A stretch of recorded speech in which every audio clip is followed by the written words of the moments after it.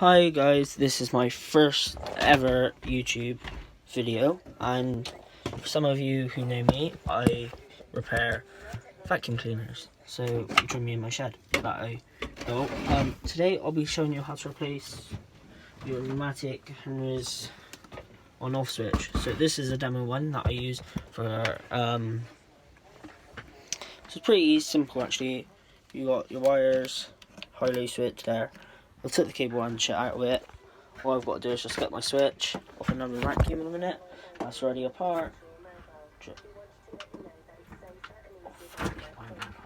Right. So I got my switch here, and all you do is, it's pretty simple actually. So I need to put you on somewhere you can see me.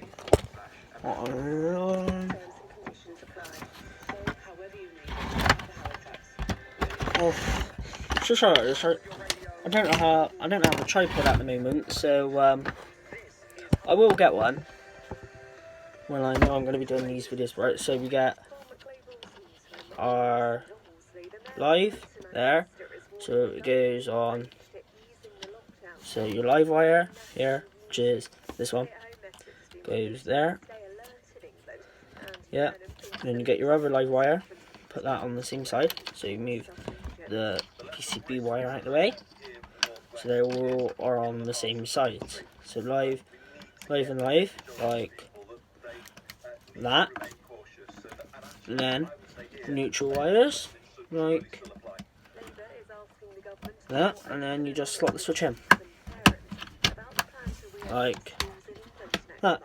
I hope you found that a bit useful. I'm sorry about the quality, I don't have a tripod at the moment. I will do a full strip down on one of these if you want me to. Just write in the comments. Hopefully I'll be able to make more content, like Pneumatic Cool 29 and Becker 1987 and Hoover Lux Restorations. By the way, go subscribe to them. They're brilliant guys.